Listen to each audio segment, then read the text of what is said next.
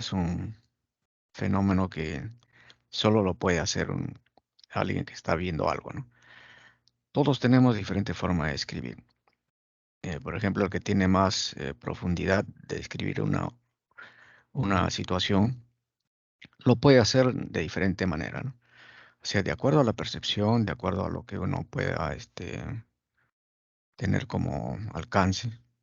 O sea, porque todos no tenemos la misma capacidad de poder, de repente, eh, describir algo, ¿no? Entonces, dependerá de nuestra formación, de nuestra capacidad, incluso de la vista misma que tenemos, ¿no? Entonces, lo que quizás destaca más en la estadística descriptiva es la capacidad de abstracción de qué aspectos son los que debemos nosotros describir de un problema. Entonces, no está escrito usualmente lo que se debería trabajar un curso de estadística orientado hacia la investigación, porque si hacemos un curso netamente teórico como se realiza para la especialidad de estadística, para los que son ingenieros estadísticos, entonces el tema es otro, ¿no? Eh, lo que nosotros tratamos de hacer es relacionar la estadística al el tema de problemas administrativos. Porque cuando uno está en una institución, lo primero, o una empresa, lo primero que puede observar son elementos, digamos, que se pueden describir visualmente, pero es importante la descripción cuantitativa, ¿no? Por ejemplo, algo simple, el porcentaje de varones, el porcentaje de mujeres, ¿no? También hay que describir otra variable que es la edad, ¿no? De los trabajadores, ¿no? Entonces nosotros vamos más o menos describiendo las características, ¿no? De repente si eh, podrían ser esas las primeras características que podemos describir. Sin embargo, dependiendo de la capacidad del alumno de resolver un problema, de entenderlo bien, también de detectar cuál es el problema y luego analizarlo, eso es lo que empieza a relacionar el alumno con la estadística, ¿no? Entonces, ¿para qué le va a servir la estadística? Si es un grupo humano donde hay más varones, entonces un poco la forma de toma de decisiones es un poco diferente, ¿no? Pero si en el grupo predominan mujeres, también, ¿no? Aunque aparentemente hay una tendencia a tratar de la misma manera al hombre y a la mujer, pero eso no es cierto, ¿no? Entonces, vemos también algunos elementos importantes del lugar de origen, también los gustos y preferencias, ¿no? En cuanto a consumo, por ejemplo, ¿no? Y también la estratificación de los ingresos de cada uno. Todo ese tipo de variables son lo que uno empieza a describir cuando va a haber un tema, por ejemplo, organizacional, ¿no? Entonces, la estadística ayuda bastante para tomar decisiones y aclarar algunos aspectos que, como hemos visto, el otro tema que también es bueno mencionar antes de empezar, es el tema de la incertidumbre, ¿no? Entonces, para muchos de nosotros la incertidumbre es una situación en la que es difícil ver qué es lo que está pasando, ¿no? En términos de algún problema. Por ejemplo, en la situación actual es bastante la información que llega a través de la prensa y también a veces de la parte de los amigos, los vecinos, los familiares, sobre la situación actual, ¿no? Especialmente el tema político.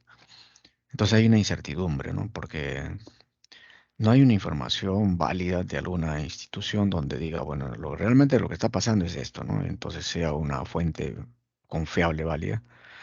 Entonces nosotros tenemos un ambiente de incertidumbre porque no sabemos qué va a suceder, ¿no? Entonces en ese contexto, la búsqueda de información válida, verdadera, es a partir de observar las fuentes válidas, ¿no? Porque si uno solamente se deja guiar por las fuentes que aparentemente son verdaderas, entonces puede generar todo mayor incertidumbre, ¿no? Y eso es lo que hemos estado viviendo hace mucho tiempo, ya casi un año y más tiempo todavía, ¿no? Una situación en la que se distorsiona también la información. Entonces, tomar decisiones en un ambiente de incertidumbre donde no se conoce realmente qué es lo que está pasando es difícil, ¿no? Entonces, eso, por ejemplo, describir un fenómeno político como el que está pasando, porque a muchos de repente no nos gusta la política, no deberíamos tratar este tema. Pero la política está en todo, ¿no? Interviene incluso hasta en las decisiones de las autoridades, en las decisiones hasta de un grupo de alumnos, determina las decisiones incluso de los mismos docentes, qué sé yo, ¿no? Entonces, ese elemento no se toca, pero que describirlo no es fácil. Es mucho más fácil a otros elementos, ¿no? Pero a otros aspectos. En el tema de toma de decisiones a nivel de empresa, a nivel de gubernamental, es un poco difícil. Entonces, el papel del investigador, el papel del administrador es aclarar, ¿no? O sea, tener la capacidad de abstraer, describir y ver en qué medida la información que le llega, porque estamos hablando de información, no es dato, ¿no? En qué medida la información que le llega es suficiente para tomar decisiones. Entonces, cuando hay esa situación, esos dos aspectos son centrales, ¿no? ¿Qué significa describir y qué significa el problema de la incertidumbre, ¿no? Entonces, en esos dos aspectos que usualmente en los libros no se trata en la estadística es un poco fría, en el sentido de que no tiene un trasfondo. Bueno, probablemente algunos autores lo han trabajado, pero estos dos temas que de mi punto de vista son fundamentales para la estadística, porque considero que son los temas de fundamentos. ¿Para qué le sirve la estadística al alumno, ¿no? O al que toma decisiones? Para ustedes será en el futuro porque tomen decisiones. Algunos ya lo están haciendo en su empresa y en cada momento. Básicamente es de la forma como uno puede abstraer la realidad y describirla, ¿no? Y luego encontrar qué elementos, ¿no? O qué aspectos son los más importantes, ¿no? Ahora, si eso nos ayuda a reducir la incertidumbre, a tener más conocimiento y menos datos, mucho mejor, ¿no? Entonces, estos dos aspectos considero yo, y bueno, otros autores de los que he leído, que son los fundamentos básicos de la estadística. Claro, uno podría considerar que los conceptos son los fundamentos, no, sino los fundamentos por los cuales, en qué se basa el uso de la estadística, por qué la estadística tiene importancia, ¿no? Entonces, esos dos elementos me parecen claves para entender la utilidad de la estadística. Bueno, entonces después les había mostrado a ustedes todo el contenido del curso, las cuatro unidades, la estadística descriptiva, la otra unidad donde vamos a trabajar más que todo lo que se llama producción de datos, porque en este curso también hay otro elemento que, bueno, mucho más moderno, porque la estadística pues tiene muchos años, ¿no? La estadística descriptiva básicamente nos lleva a saber elaborar información a partir de datos. Esa información obviamente es a través de tablas de frecuencia, gráficos. Pero todo ese proceso se llama producción, ¿no? Producción de información. En realidad ahora la estadística moderna se trabaja como la primera parte de la estadística de producción de datos, porque es la primera fase. Luego la siguiente fase es ya procesar esos datos y conseguir en una tercera fase lo que es la información. Entonces la estadística tiene esa particularidad de que también es una fuente de generación de datos e información. Y lo que también frecuentemente va desarrollando la estadística son los procesos, ¿no? De cómo hacer más rápido, por ejemplo, la obtención de la información a partir de tener datos, ¿no? Entonces, lo que vamos a ver nosotros es un poco lo inicial, la estadística muy tradicional, ¿no? Sin embargo, hay todo un avance en cuanto a producción de datos, ¿no? Y también en cuanto a la producción de procesos y al final la producción de información. Y todavía ahí sigue la otra etapa de la producción de análisis, de ya toma de decisiones, ¿no? Y también obviamente resolución de problemas de diferente índole en los diferentes campos de la ciencia, ¿no? Luego el tema de las probabilidades, ¿no? Este tema de las probabilidades es el tema que también es de suma importancia que el alumno se acostumbre desde el inicio, más que todo el que estudia administración, al inicio siempre debe estar pensando en las posibilidades de ciertos acontecimientos, no esperar que suceda. Todos los días el cerebro nuestro está recepcionando datos, información, experiencias, de los cuales nos permite a nosotros más o menos ya deducir qué podría suceder, ¿no? O sea, o por lo menos tener cierta intuición, cierta lógica de lo que va a suceder. Pero si no tomamos en cuenta esas experiencias, prácticamente cuando suceda la situación problemática, es difícil saber qué hacer, ¿no? Entonces, las probabilidades nos permiten a nosotros reducir la incertidumbre, estar permanentemente en base a la experiencia individual, la experiencia indirecta, estar pendiente de lo que puede acontecer, ¿no? O sea, por ejemplo, nadie está preparado para una desgracia como sucedió en la pandemia, que iba a fallecer algún pariente cercano, ¿no? Por ejemplo, papá, la mamá, algún hermano, algún pariente que uno quiere mucho, ¿no? Entonces, nadie ha estado preparado para eso. Y eso puede acontecer, ¿no? Nadie está preparado, por ejemplo, para un terremoto, ¿no? Pero eso puede acontecer. Nadie está preparado para un siniestro, por ejemplo, un incendio que puede acontecer en la casa, ¿no? Por descuido, de repente por falta de experiencia, de alguien, manipulación, qué sé yo. Entonces, en ese aspecto es importante tener en cuenta de cómo reducir la incertidumbre y el administrador tiene que estar muy atento, ¿no? Porque en el mercado, por ejemplo, inmediatamente una de las situaciones en la que el administrador debe tener en cuenta son dos aspectos, por el lado de la oferta y por el lado de la demanda. Por ejemplo, por el lado de la oferta, debe tener en cuenta si la cantidad de producto que está ofreciendo al mercado y el nivel de precios en el cual está vendiendo su producto va a ser accesible para los mercados donde envía su producto, ¿no? Y si los mercados están en capacidad de comprarlo. Lo mismo por el lado de la demanda, si el producto está siendo demandado por una gran cantidad de clientes, ¿no? O de consumidores. Entonces, hay que estar pendiente de la información que eh, envía como mensaje el mercado, ¿no? Entonces, nosotros también tenemos que saber nuestra capacidad productiva. Las probabilidades de que pueda fallar algún aparato, puede fallar un grupo de trabajadores, pueden cometer errores. Entonces, todo eso se puede mejorar teniendo en cuenta las probabilidades, ¿no? Cuando uno está estudiando, cuando estudia por primera vez este tema de probabilidades, pareciera que es un tema que muy superficial, pero no es así. Es un poquito más profundo de lo que uno puede pensar, ¿no? Entonces, vemos la secuencia un poco de lo que estamos viendo, lo que estamos tratando, ¿no? De qué es lo fundamental, qué es lo que hay que trabajar realmente en la estadística y para qué nos va a servir básicamente para la toma de decisiones. No es suficiente con describir o tener información. La idea es resolver problemas, ¿no? Porque la estadística debe ayudarnos a resolver problemas. Y les tengo una buena información de que ha salido ya unas estadísticas del INEI, las últimas, ¿no? Donde se tiene todo el bagaje de lo que es la estadística que ha elaborado el INEI, ¿no? Son dos documentos que han salido, ¿no? Sería bueno que ustedes ingresen a al portal del INEI y puedan descargar esa información. También ya se ha aprobado el plan estratégico del país, ¿no? Hasta el año 50, ¿no? Entonces son los últimos acontecimientos importantes, ¿no? Que han acontecido, ¿no?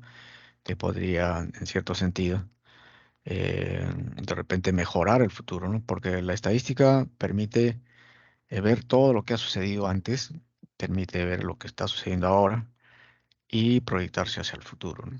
Entonces, si tenemos una tendencia positiva, es muy probable que sigamos por ese camino.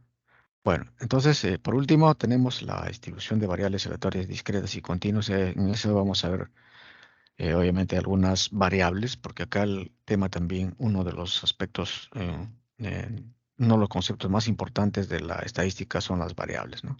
Obviamente que hay otros conceptos más, como por ejemplo el concepto de población, que ha originado prácticamente la estadística en sí, ¿no? Bien, jóvenes, entonces vamos a continuar. Ahora vamos a ver el siguiente tema.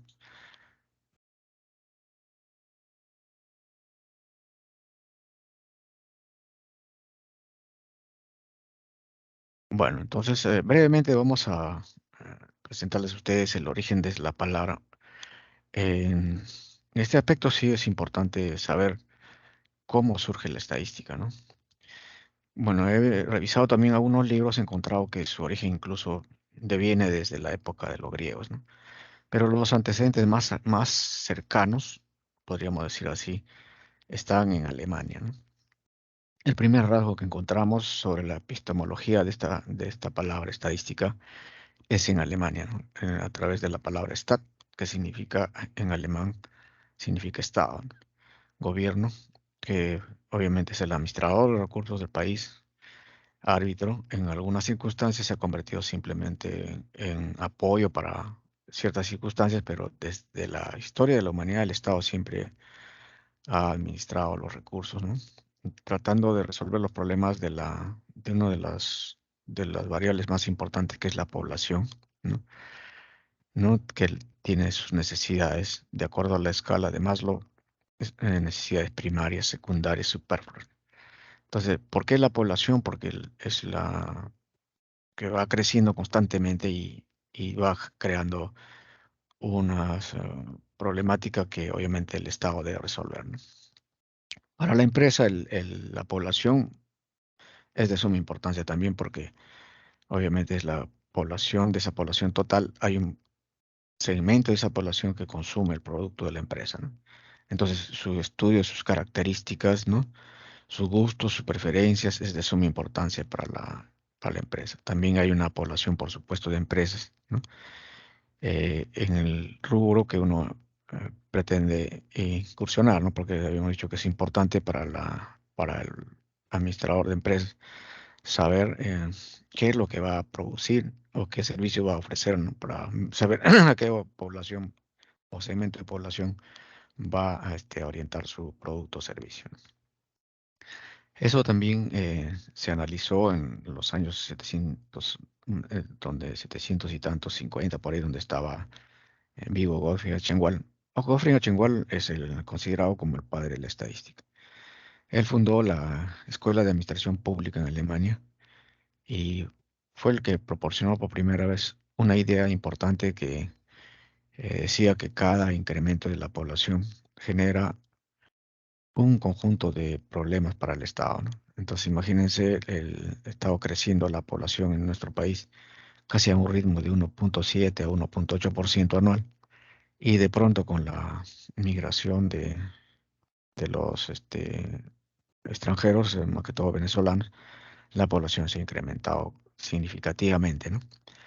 Asentándose en lugares donde obviamente ha creado un conjunto de problemas, justamente porque, de acuerdo a este autor, el, uno de los aspectos que se debe hacer es la planificación del crecimiento de la población. Si la población crece de manera,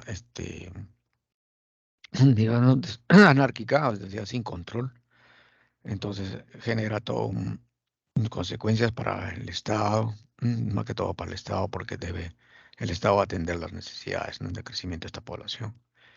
Y si hay un crecimiento anárquico o desorganizado, obviamente las consecuencias son también significativas para el bienestar de la población, ¿no? Entonces, estos fenómenos no han sucedido ahora, sino también han sucedido hace 40, 50 años con la migración también de alemanes, migración de extranjeros en el Perú. No, también había migración de japoneses, chinos, ¿no? En el Perú, ¿no? También, obviamente, de origen africano también han migrado hacia el Perú, ¿no? Entonces, todo eso ha creado un conjunto de problemas. Bueno, el Perú era un país, obviamente, eh, bastante reducido en población. En los últimos 40, 50 años prácticamente creado, se ha creado una tasa de crecimiento bastante considerativa, ¿no? A pesar de que tiene un espacio grande, ¿no? El Perú tiene, por problema de concentración de la población en zonas como Lima, obviamente se ve los problemas de la población, ¿no? Entonces el administrador no solamente ve el tema del tema empresarial, sino también los efectos que pueda tener el crecimiento desmedido de la población, ¿no? Y también los efectos del caos y la crisis que puede generar un crecimiento incontrolado, ¿no? Bueno, Goffrey Achenwald señaló eso en su país porque también sucedió lo mismo en Alemania, ¿no? Entonces, estos fenómenos no son nuevos, son fenómenos que han sucedido varias veces en varios lugares del mundo, ¿no? Bueno, entonces, Goffrey Achenwald es el economista que hablaba de este problema y obviamente señaló que hay que preocuparse por la población, ¿no? También en los rasgos que se encuentra a través de la historia está el Sir John Sinclair, ¿no? Él elaboró las cuentas de Escocia prácticamente en dos periodos. Este, la cuenta estadística para el 1791 y el 99. Y luego aparecieron también sus documentos en la Asamblea General de la Iglesia de Escocia el 1834 y 1845. Entonces, incluso hubo una tercera cuenta estadística en Escocia de 1951 y 1992 que ya no fue elaborado por John Sinclair. Entonces, pero aquí es importante señalar que en Escocia también hubo un gran aporte al desarrollo de la estadística, ¿no? Entonces, eso es otro rasgo importante que hay que señalar, ¿no? Entonces, elaborar las estadísticas no es fácil, ¿no? Y es una gran necesidad para la toma de decisiones a nivel gubernamental y también a nivel empresarial, ¿no? Sin estadísticas, las decisiones podrían llevarnos al fracaso, ¿no? Bien, estos familias les señalé sobre la importancia que tiene el crecimiento de la población para Goffrin Achenwald, pero también Goffrin Achenwald menciona lo importante que es eh, pensar en términos de problemas, cómo resolverlo desde el punto de vista cuantitativo, ¿no? O sea, nosotros estamos acostumbrados a ver casi nuestra formación en general es más cualitativa, ¿no? Cualificamos y básicamente a veces hasta etiquetamos a alguien, ¿no? O a un grupo, o le ponemos, estigmatizamos también, ¿no? Pero eso es cualificar, pero no en términos, obviamente, categóricos, ¿no? O sea, en términos válidos. A veces simplemente es en términos superficiales o en términos poco significativos. Entonces, lo que él señala es que la problemática que se presenta en la realidad, especialmente en términos poblacionales, debe cuantificarse, ¿no? ¿Cuánto significa, por ejemplo, en realidad, por ejemplo, no tenemos ahorita con certeza cuántos extranjeros han llegado en los últimos 2 años al país, ¿no? ¿Qué porcentaje son venezolanos? ¿Qué porcentaje son colombianos? ¿Qué porcentaje son de otro país? No hay una estadística, ¿no? Sí he visto la estadística en Chile. En Chile sí inicialmente, hace 3 años, 4 años, la población mayoritaria de migrantes era de origen peruano, ¿no? Pero ahora ya no es así. Ahora han superado los venezolanos, ¿no? Por los problemas que tienen en su país. Entonces, ellos han pasado, en primer lugar, en apenas 2 años en Chile hay más venezolanos que peruanos, ¿no? Y que colombianos y haitianos. Entonces, este fenómeno puede significar, en términos cuantitativos, demanda, por ejemplo, de vivienda, demanda de alimentos, demanda de trabajo. Y eso hay que cuantificar, ¿no? ¿Cuánto va a afectar al gobierno tener que transferir recursos que inicialmente estaban orientados para otro tipo de actividades hacia estos destinos? Entonces, el tema poblacional es un tema muy importante, especialmente como problema para el gobierno, pero también en cierta medida podría esta situación ser favorable o desfavorable también para la empresa, ¿no? Entonces, algunas empresas han surgido en este caos, algunas empresas han logrado mejoras incluso en sus ventas por presencia de estos extranjeros. Entonces, lo que hay que ver realmente en términos empresariales es relativo lo que ha sucedido y en términos gubernamentales también es relativo, ¿no? Pero obviamente que de haber causado problemas en términos gubernamentales sí los hay, pero que algunas empresas se han beneficiado también lo hay. Entonces, algunos piensan que estas circunstancias, bueno, en realidad es así, ¿no? Puede favorecer a cierto tipo de empresas, ¿no? La misma pandemia ha permitido que algunas empresas, obviamente, logren grandes ventajas. Y también la misma pandemia prácticamente ha cerrado muchas empresas, ¿no? Muchas empresas, prácticamente han colapsado. Entonces, eso es la importancia del crecimiento de la población, ¿no? Entonces hay que ver qué aspectos podrían beneficiarnos, qué aspectos podrían perjudicarnos, ¿no? En términos individuales, en términos de familia, en términos, obviamente, eh, de país, ¿no? Y acuérdense ustedes que una de las cuestiones importantes de la estadística es el fenómeno grupal, ¿no? O sea, me interesa más saber qué pasa con los grupos, qué pasa con o los estratos, ¿no? ¿Qué pasa? ¿Qué está sucediendo con los grupos? Porque un solo individuo no nos permite a nosotros hacer una generalización. Entonces, en la estadística es importante ver el estudio de los grupos, qué está sucediendo, ¿no? Hay poca estadística. Hace más o menos 10 años teníamos una empresa que se llama Datum, ¿no? Esa empresa ha desaparecido. Proporcionaba excelente información estadística del mercado. No sé qué ha sucedido, pero ya no encuentro publicaciones de Datum, que era una empresa muy buena, ¿no? Obviamente, últimamente las empresas productoras de datos casi no trabajan produciendo datos. El Estado recién está asumiendo su papel, recién está proporcionando datos, pero en términos globales. Pero en términos particulares para uso de la empresa existe muy poca información. Entonces hay mucho trabajo que elaborar también en ese aspecto.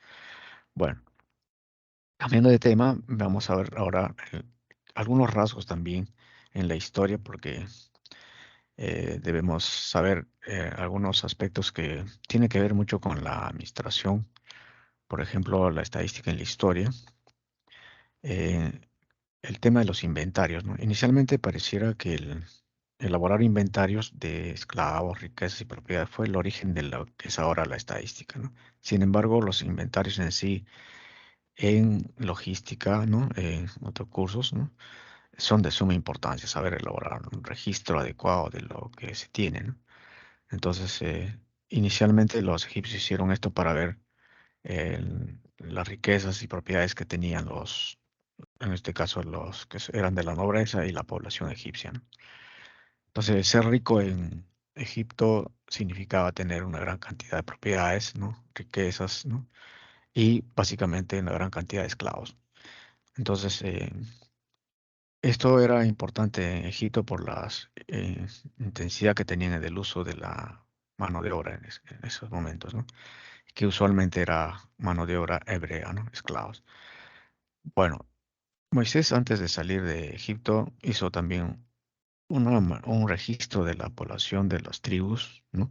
No solamente de la población de hombres, mujeres y niños, sino también, y obviamente ancianos, sino también de la cantidad de ganado que tenían. Básicamente era muy importante para los hebreos la cantidad de ganado que tenían, ¿no? Eso era importante porque obviamente de esa manera ellos mantenían ciertas posibilidades de iniciar el éxodo, ¿no?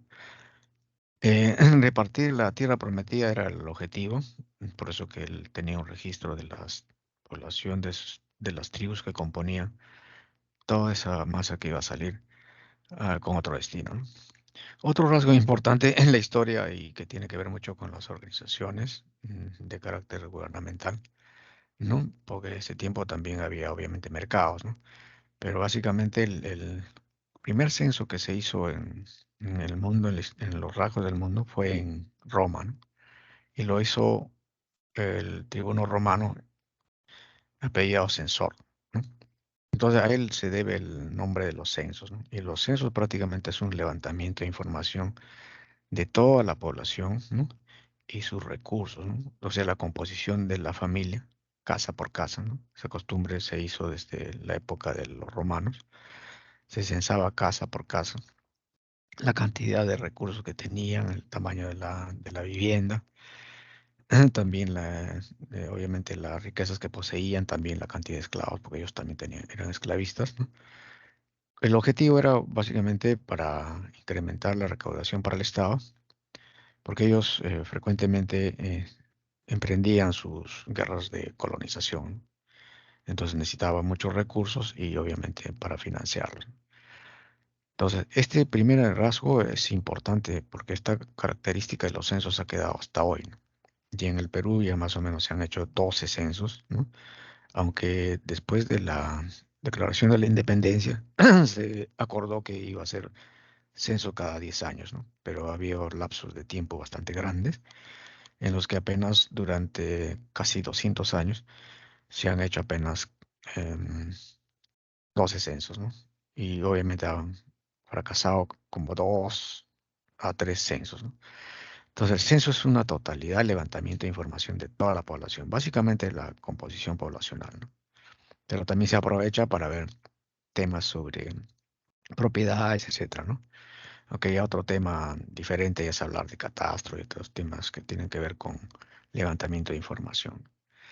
Entonces, esos son los rasgos, pero también es importante señalar que en Roma aparecen los primeros rasgos de lo que es una organización que hasta hoy ha perdurado en el tiempo, ¿no? En Europa, por ejemplo, Alemania, Francia, España, Inglaterra, Italia, incluso el Perú tiene las mismas características de lo que fue la organización del Estado, ¿no? Sus características incluso hasta habitacionales, ¿no? Organizacionales en municipios y todas esas cosas que evolucionó eh, en Roma. Esas características se trasladaron a todos los países que conquistó pues, Roma, ¿no? Pues Roma prácticamente conquistó casi toda Europa, ¿no? Entonces, ahí surgieron algunos conceptos importantes como son, por ejemplo, los conceptos que ahora, para el caso del Estado, tenemos, ¿no? El concepto de impuestos, tasas, contribuciones, ¿no? Y obviamente esos conceptos son vigentes hasta hoy, ¿no? Porque, por ejemplo, para el caso eh, de la recaudación de ingresos para los municipios, los gobiernos regionales, básicamente para el Estado, por sus niveles, se aplican impuestos, tasas, contribuciones, ¿no? Son las mismas características y prácticamente un aporte a esta rama de la administración, que es la administración gubernamental, ¿no? Luego encontramos otro rasgo a finales del siglo XV. Encontramos a un monje llamado John Galbraith. John Galbraith fue un monje inglés. Y es anecdótico esto porque imagínense los primeros rasgos estadísticos, los primeros aportes estadísticos eh, fueron hechos también por curas, ¿no? Por una razón sencilla, que tienen que ver los curas con la estadística. Vamos a ver esto. John Galbraith hizo un registro de 30 años de las muertes y de los nacimientos, ¿no? En los años, los siglos pasados, incluso hasta hoy, hay una característica que va cumpliendo la iglesia, ¿no? La iglesia va registrando los nacimientos, las defusiones, ¿no? Y lo ha estado haciendo prácticamente porque hasta hace 40 años no existía el INEI, no existía los registros municipales, ¿no? De nacimiento, actas de nacimiento, etcétera. Entonces, toda esa tarea lo ha venido haciendo hasta inicios de este siglo, hasta casi los años 40, incluso hasta el 50, en este caso las iglesias, ¿no?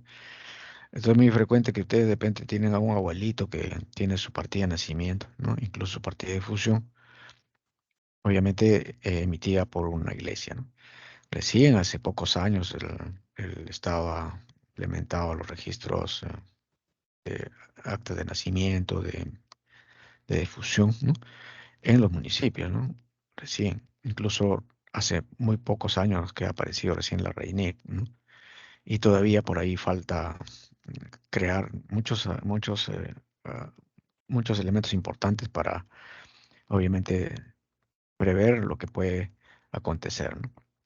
Entonces, en base a los registros de casi 30 años, John Galbraith pudo, por primera vez en la historia de la humanidad, crear dos indicadores demográficos.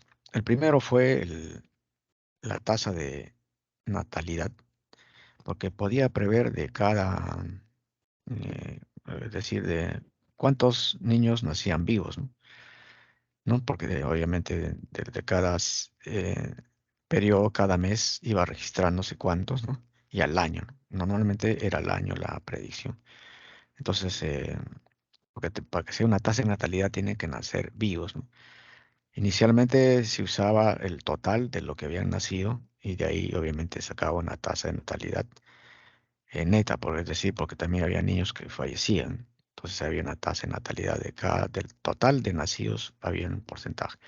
Y poco a poco se fue llevando a una tasa de 100 porque las tasas que van a encontrar ustedes, si hacen un análisis profundo de la estadística, los que tienen, bueno, de repente eh, la curiosidad, ¿no? Es a veces de querer profundizar sobre temas que tienen que ver con la estadística, temas demográficos, van a encontrar algunos indicadores demográficos, por ejemplo, algunas tasas, por ejemplo, que están referidas a tasas al 100% o al 1000%, ¿no? Entonces ahí se trabaja con tasas de esas características.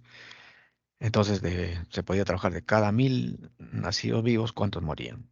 De cada 1000, bueno, de cada 1000 nacidos en ese año permanecían vivos, ¿no? Entonces ahí se encontraba la tasa de natalidad. Y no era muy difícil porque también verán ustedes que la matemática había avanzado bastante, ¿no? Es considerable lo que ha avanzado la matemática hasta los años 50, ¿no? O sea, en siglos pasados incluso, muy antiguos, la matemática tiene un avance, pero bastante significativo, ¿no? Mucho más ha sido en los últimos años, ¿no? Cuando estuvieron vivos algunos científicos como Einstein, qué sé yo, ¿no? John Nash, etcétera, ¿no? Matemáticos que han contribuido con el avance de la matemática en términos sumamente avanzados, ¿no? Entonces, imagínense, la estadística, en sus primeros rasgos ya era importante aplicar la matemática para ya obtener los primeros indicadores. También se obtuvo la tasa de mortalidad, ¿no? Cuántos morían al año. Entonces, esos fueron los primeros indicadores que proporcionó John Galbraith, ¿no? Después, más adelante, veremos también a otros monjes su contribución a la estadística, ¿no? Porque había una necesidad de saber, pues, ¿no? Sobre qué estaba pasando con la población. Pero esto, obviamente, en esos años sucedió que, bueno, como ustedes saben, Inglaterra y Europa están muy cerca al África, ¿no? Entonces ellos viajaban al África llevando cereales, especialmente en esos tiempos. El- Inglaterra era una potencia mundial, producía una gran cantidad de cereales, era el país productor de cereales por sus características importantes, ¿no? Y llevaba estos productos y traía otros productos de sus colonias. Entonces, pero trajeron la peste bubónica, ¿no? Entonces, los roedores fueron los portadores. Y hubo una gran mortalidad en esa época, entonces que obviamente generó una gran cantidad de pérdidas y costos, ¿no? Entonces era importante llevar una estadística, ¿no?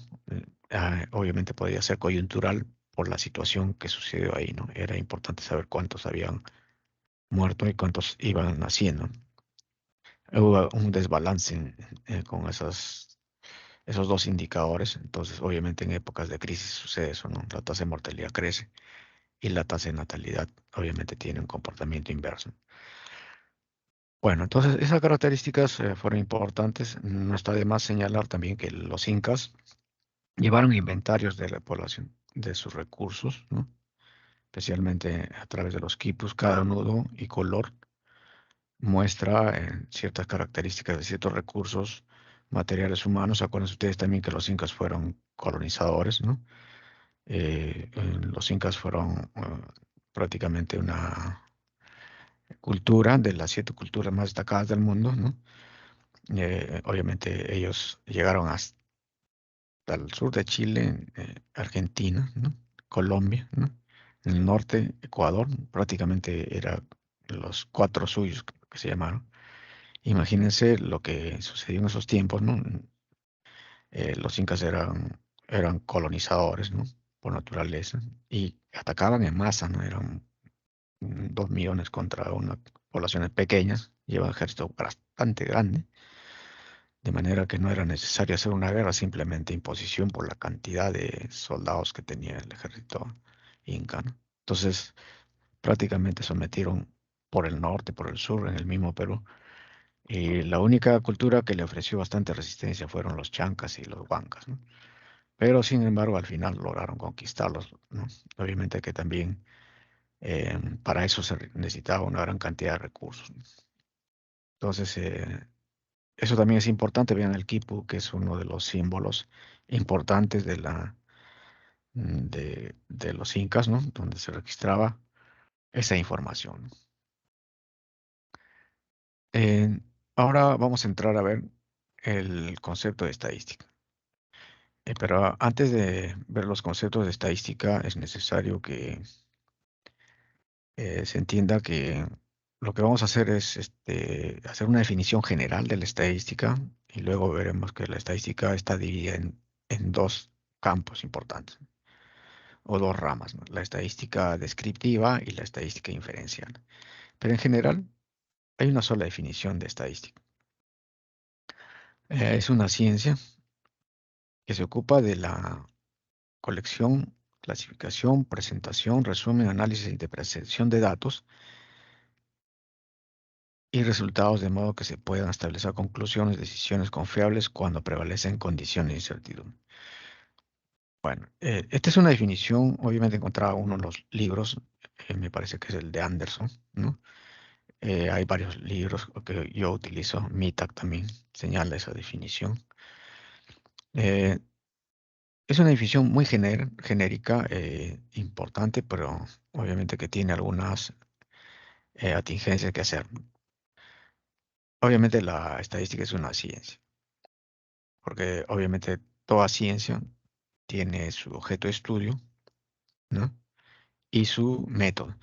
Para hacer ciencia, la estadística obviamente presenta su objeto de estudio, que en este caso, de acuerdo a los autores, es el estudio de la población, ¿no? Otros autores más modernos señalan que es el estudio de las variables, ¿no? Estadísticas. Entonces ahí hay una discrepancia, entonces podríamos decir de que obviamente no, la estadística no tiene un solo objeto, tiene el objeto el estudio de la población y las variables, ¿no? En todo caso, la problemática de alguna población. Entonces acá, para entender esta definición, es importante entender que la estadística es una ciencia que tiene su propio método, su propio objeto de estudio, ¿no?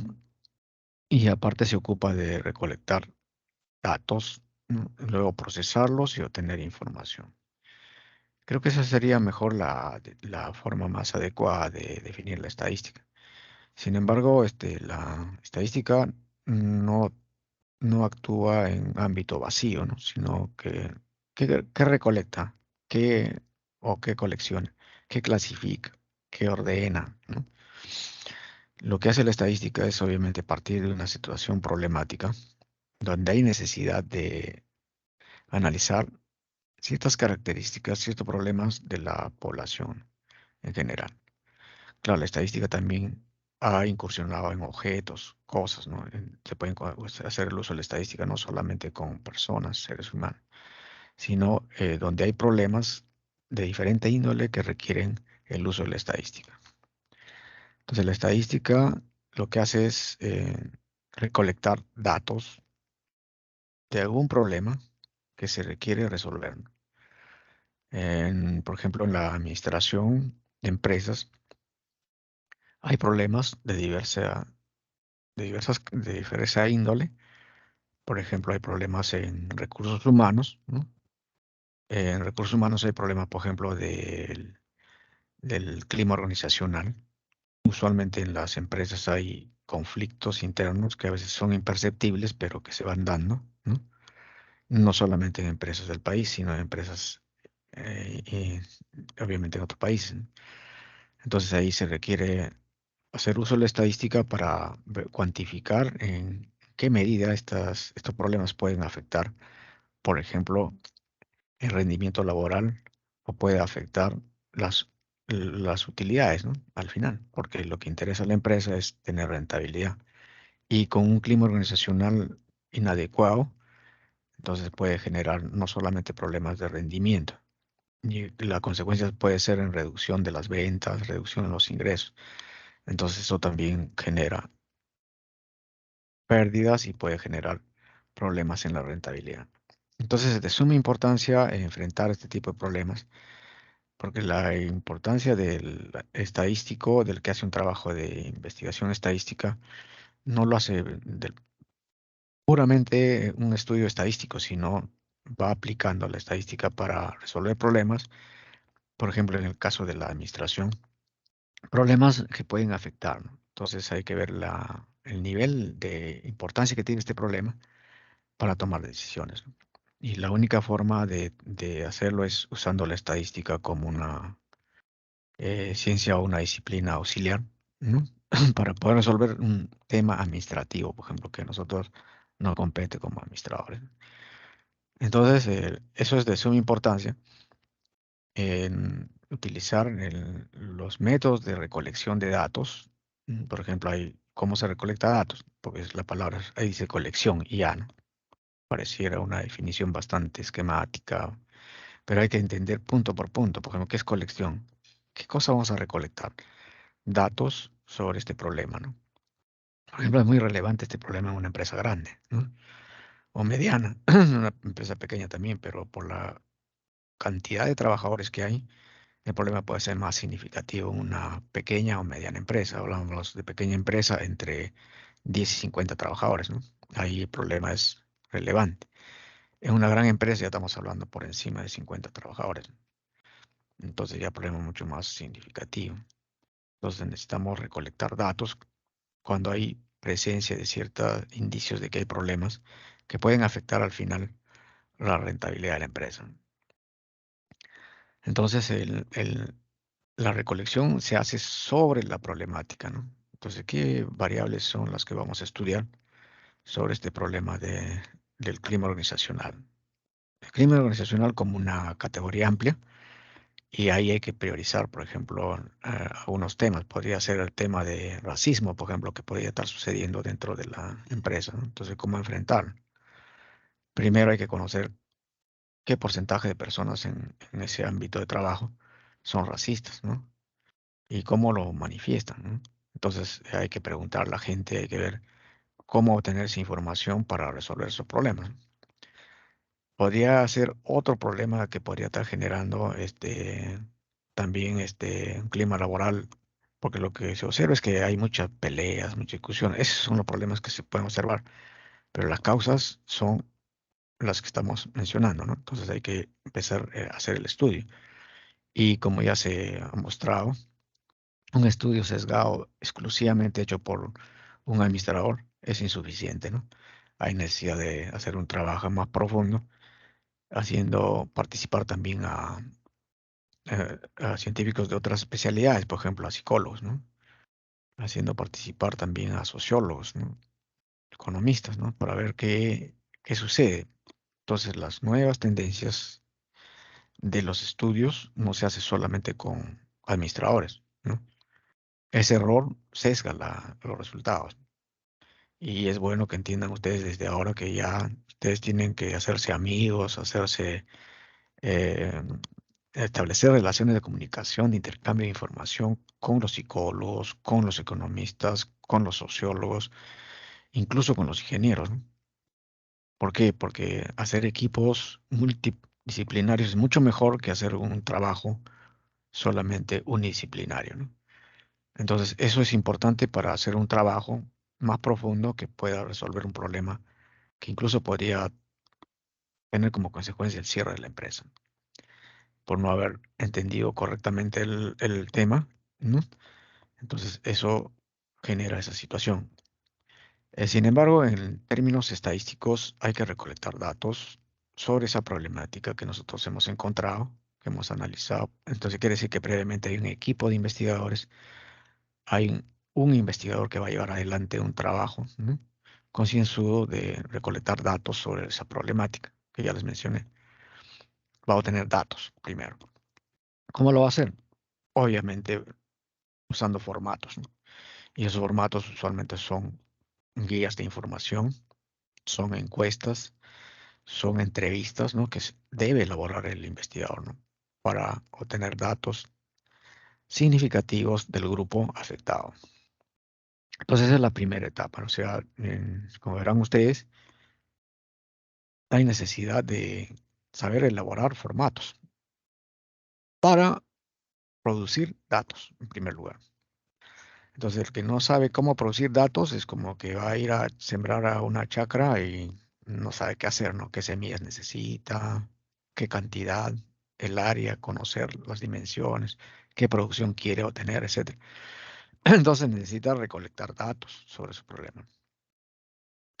Entonces, eso se hace a través de formatos, ¿no? Obviamente esos formatos serán para obtener información grupal, no individual, como ya les mencioné. Esos datos hay que luego procesarlos. Me dirán, profesor, pero ¿cuántos datos se requieren?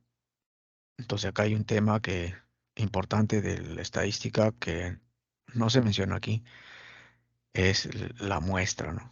La muestra es un subgrupo de la población representativo con todas las características de la población que nos va a proporcionar los datos. Porque nosotros ¿dónde vamos a recolectar estos datos? En alguna muestra. Entonces el concepto de muestra es implícito en esta definición, porque no se hace estadística con toda la población, es difícil. La estadística, una de sus características y uno de sus procedimientos fundamentales es la aplicación de muestras. No se trabaja con toda la población, salvo que se quiera hacer un censo, ¿no? Lo que hace el que utiliza la estadística en cualquier disciplina, ¿no? Incluyendo la administración, es usar muestras representativas, ¿no? Pues yo no le podría preguntar solamente a uno de los trabajadores para tener mis resultados y con esa información generalizar y decir que esto está pasando en la empresa. Hay racismo, pues no puedo decir porque uno solo lo dice, ¿no? Si él lo dice puede ser un indicio, pero si lo dicen dos, tres, cuatro, cinco, son 10, 50 los que dicen ya eso preocupa, ¿no? Entonces eso hay que resolver de alguna manera. Entonces, cómo, cómo se da, ¿no? Con qué características, entonces eso va a permitir hacer una copia de datos. Entonces, un tema que para ustedes va a ser de suma importancia, lo vas a trabajar un poquito, no tan profundamente más adelante, es cómo se elabora un formato para producir datos. Es decir, cómo se elabora una encuesta, cómo se elabora una fuente para obtener datos primarios, ¿no? Inválidos. Entonces hay que saber formular una encuesta, no es fácil. No piensen ustedes que hacer una encuesta es ya, ¿no? Pues lo más sencillo es buscar una encuesta que alguien lo ha aplicado y ver, por ejemplo, hay encuestas de ProQuest, ¿no? Que se hacen para estudios de mercado. ProQuest, así se denomina. Ya están encuestas validadas, ¿no? Entonces ya uno no necesita más que aplicarlo a cierto mercado, ¿no? Con ciertas características. Ya no necesita ni siquiera elaborar los formatos. Incluso formatos ya aplicados por sus profesores, por los investigadores anteriores, encuestas que se han aplicado, puedo actualizarlos, aplicarlos nuevamente en otro contexto, en otra coyuntura, ¿no? Y obtener otros resultados y comparar con los resultados anteriores.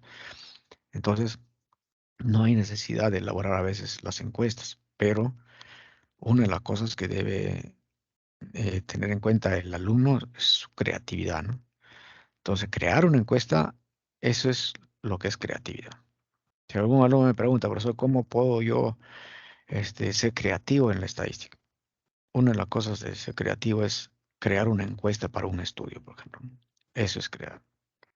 Si alguien ya lo ha creado, bueno, entonces yo cómo lo mejoro, ¿no? Y también cómo lo aplico en otro contexto. Entonces, eso es la primera etapa que debe hacer en la estadística, saber utilizar los instrumentos de recolección de datos, como son las encuestas, ¿no? Entonces ya hay un tema instrumental que está implícito dentro de esta palabra de colección. Nosotros lo llamamos más recolección de datos, ¿no? Pero lo que hacemos es, luego esos datos, es clasificarlos y ordenarlos, procesarlos. Eso es lo que hace la estadística, proporciona un conjunto de procesos para luego presentar esos datos como información. Por ejemplo, presentarlo en una tabla estadística, presentarlo en un gráfico estadístico, es consecuencia de lo que ya se ha hecho un procesamiento de los datos. Y luego esos datos ya cuando están elaborados en tablas estadísticas o están en gráficos, ya no son datos. Ya eso es información. Con esa información nosotros ya tenemos resultados. En la investigación científica se llama resultados. Todo este proceso es parte de la investigación científica. Entonces los resultados ya son información elaborada. Esa información, lo que vamos a hacer nosotros es analizarla, interpretarla. ¿Para qué? Para tomar decisiones y resolver los problemas que son prevalentes, ¿no? O sea, teniendo información, recién puedo decir, mire, profesor, se ha encontrado en este trabajo que hemos hecho nosotros, los alumnos, ya cuando están mostrando su trabajo de investigación. Bueno, es un poco la pretensión del curso que ustedes hagan una encuesta, procesen los datos, obtengan su información, la presenten como, digamos, como una monografía bien elaborada y obviamente después de eso, ya ustedes tendrán una nota práctica de haber hecho un trabajo, obviamente de respetar casi todo el proceso de la investigación estadística. Bueno, esa es la pretensión. Vamos a ver si podemos llegar a eso, ¿no? No sé, porque el alumno que usualmente lleva este curso debería tener esa capacidad de saber producir las herramientas de investigación, obtener datos, producir datos, luego también producir información. O sea, la estadística no es una disciplina eh, así simplemente teórica, ¿no? Sino que es una disciplina aplicativa, porque lo que se usa como estadística sirve para obtener información, incluso para tomar decisiones, ¿no? Entonces, mm, algo más adicional de la estadística es de que lo que inicialmente era incertidumbre, por ejemplo, no sabíamos que ese tema de racismo, por ejemplo, era significativo en la empresa, podría crear una situación falsa, de información falsa, ¿no? Pero después, de haber hecho el trabajo, sí podemos decir, "Bueno, ya investigamos, esto es lo que se ha encontrado". Y una cosa importante que debo señalar también, complementando esto, es que se tiene que hacer un trabajo serio, con datos reales, y la información tiene que ser válida. Se llama ética en la estadística, ética en la información. Imagínense inventando encuestas y llenando las encuestas como uno quiere. Imagínense llenando los censos, se tergiversa la realidad. ¿Y qué estoy haciendo? Estoy aportando a que las decisiones sean mal tomadas, ¿no? Con esa información falsa no se puede tomar buenas decisiones. Y eso pareciera que a algunos profesionales les parece correcto, ¿no? Que haber hecho una tesis por un plagio cambian la información. Ellos creen que están contribuyendo al desarrollo del país, al contrario, están empeorando las circunstancias, ¿no? Tenemos muchos trabajos de investigación y hemos visto, por ejemplo, casos simbólicos que hemos visto de falsificación de trabajos, de tesis incluso, ¿no? Que algunos se han graduado incluso con tesis de otros, copias, plagios, y obviamente hay una falsificación de datos, ¿no? Invención de datos falsos. Entonces, también es un riesgo este tema, ¿no? Para resolver problemas de incertidumbre, problemas importantes, trascendentales que repercuten tanto en la empresa, en la administración pública, en la administración de empresas, tiene que hacerse con la frialdad, ¿no? Y la seriedad, ¿no? De que permite hacer la estadística. Esos son los datos reales, no podemos cambiar la realidad. Eso es lo bueno de la estadística, que te describe qué es lo que está sucediendo realmente. Pero también puedes tener el sesgo de falsificar los datos y en vez de resolver problemas vas a contribuir a crear más problemas, ¿no? Entonces, cuando uno no resuelve los problemas, contribuye en términos negativos, los efectos negativos de haber hecho un mal trabajo, las consecuencias son que puede haber un grupo de imitadores, ¿no? Que hacen lo mismo para facilitarse, obviamente, tener un grado, tener una ascendencia, un cargo, qué sé yo. Entonces hacen eso. Entonces no está bien, ¿no? Entonces ese tipo de cosas hay que desterrar de la mente de ustedes que son jóvenes, ¿no? Se tiene mucha expectativa con ustedes, ¿no? Entonces ustedes pueden cambiarle el futuro, hacer las cosas mucho mejor. ¿no? No caer en esas tentaciones de hacer las cosas fáciles, de volverse rico, millonario, fácil, fácil así, ¿no? O tener un cargo, o tener, haciendo ese tipo de situaciones. Es bueno señalarlo porque la estadística tiene que presentarse tal como se hizo. El trabajito puede tener todas sus dificultades, ¿no? Puede tener sus limitaciones, pero es un trabajo bien hecho, ¿no? Un esfuerzo propio. Y en hacer un buen esfuerzo está el aporte del alumno. Y hacer lo más serio posible su trabajo también. Y eso entiendo que les va a quitar tiempo, por eso que una de las cosas que yo quiero transmitirles a ustedes, de repente mi preocupación ya la tengo de años y lo ando diciendo varias veces, ¿no? Y a veces tienen ustedes sus delegados, sus representantes estudiantiles que no están enfrentando, permítanme hacerles esa crítica, ¿no? Porque también soy autocrítico. También sé que no he proporcionado muchas veces este tipo de ideas. Por ejemplo, para hacer una investigación en administración, un solo alumno no va a hacer una investigación, pues, ¿no? Ni por solo profesor tampoco. Entonces, ¿qué se requiere? Se requiere un equipo, ¿no?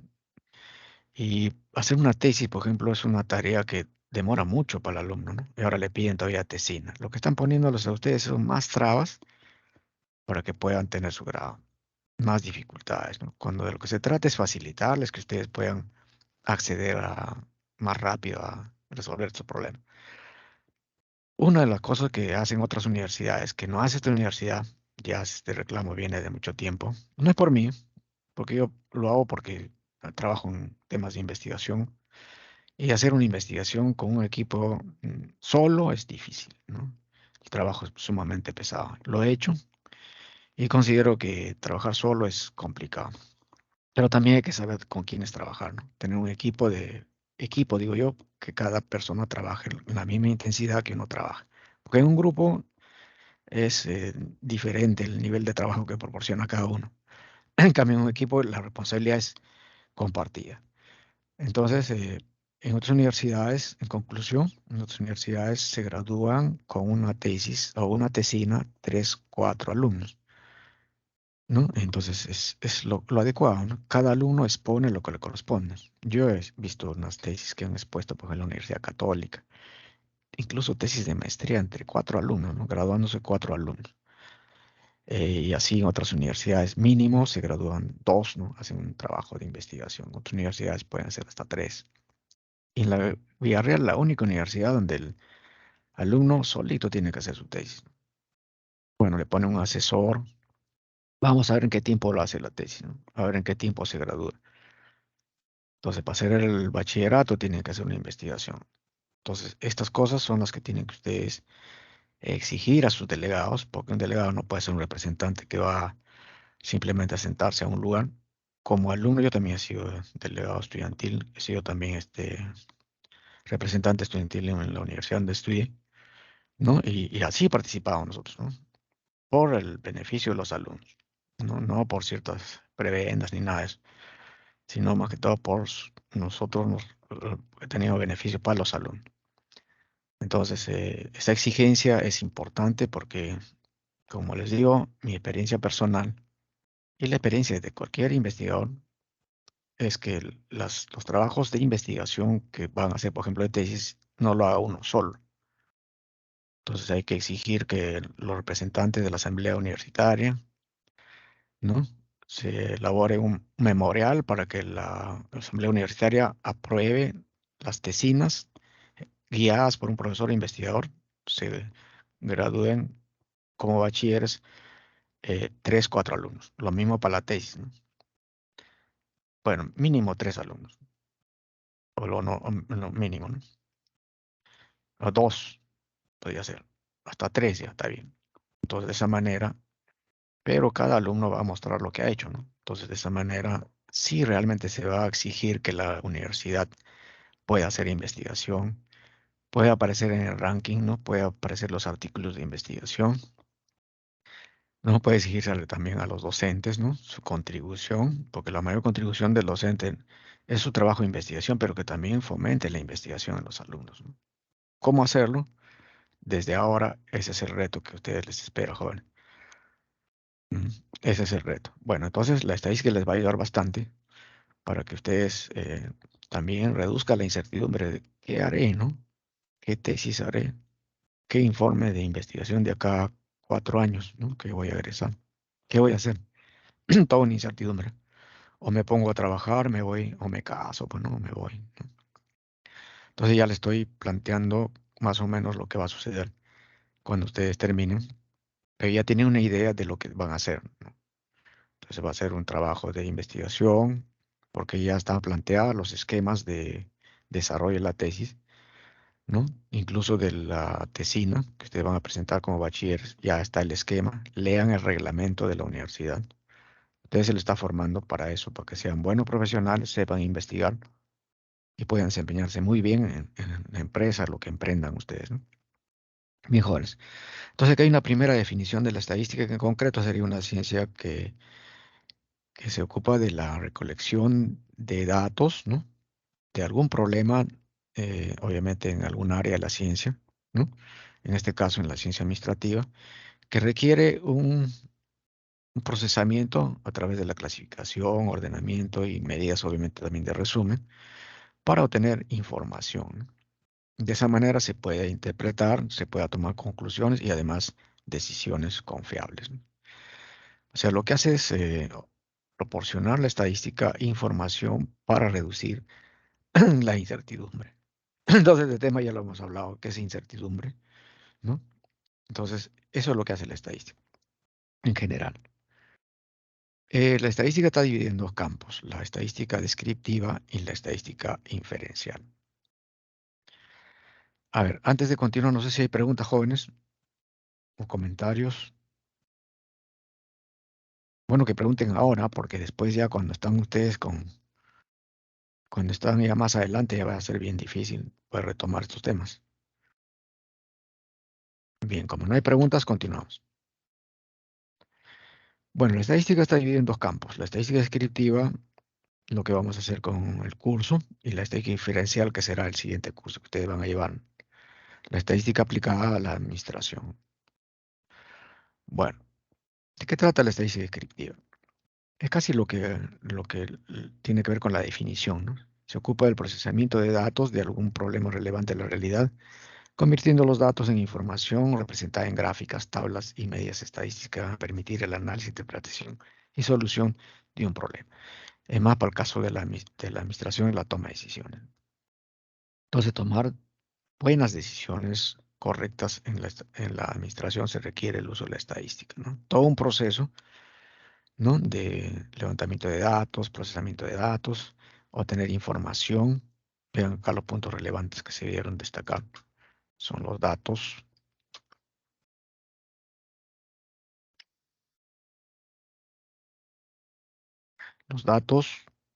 la información, ¿no? Representada en gráficas, tablas y también medidas estadísticas, ¿no? Entonces, eso es lo que es normalmente lo que hace la estadística descriptiva. En el siguiente tema, que es la inferencia estadística, que es la segunda parte de la estadística, obviamente es secuencia. La estadística descriptiva es la primera parte, la segunda parte es la estadística inferencial, donde ya se ven los métodos más avanzados, por ejemplo, para ver qué tipo de muestra voy a utilizar. Porque lo que se trata en la estadística inferencial es realizar generalizaciones de la población utilizando la información que proporciona una muestra, ¿no? ¿No? Puede ser aleatorio o no, pero lo importante es una muestra. O sea, como es la naturaleza de la estadística, no se puede trabajar, se debe pensar así en términos generales. Hay casos en los que se puede trabajar con toda la población, pero generalmente se trabaja con una muestra, ¿no? Ese es el concepto fundamental. Entonces, lo que se hace en la estadística descriptiva es estudiar los métodos de muestreo, en primer lugar. ¿Qué método es el más adecuado? Vamos a ver un ejemplo práctico.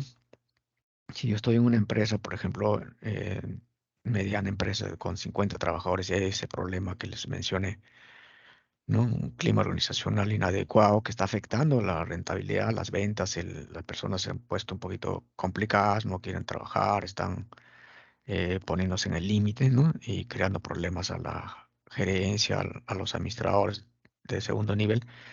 Entonces ahí eso hay que resolver, ¿no? Entonces se hace un estudio para ver qué es lo que está causando este problema de clima laboral inadecuado. Entonces, Suponiendo que queremos hacer este estudio, es una empresa mediana, por decir, tiene 100 trabajadores. Entonces podemos coger una muestra de 30, en este caso sería una muestra arbitraria, un estudio de caso. No se va a trabajar con los 100, pero 30 podrían proporcionarme una información válida, ¿no? De ahí puedo tener información. Después de procesar los datos, entonces lo que hago es tomar decisiones, porque trabajar con los 100 también puede darse el caso, ¿no?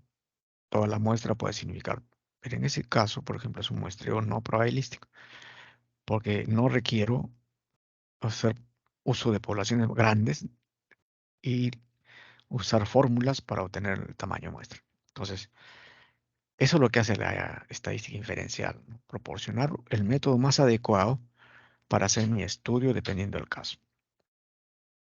Y luego, obviamente, el otro tema son las pruebas de hipótesis. Un momentito, por favor.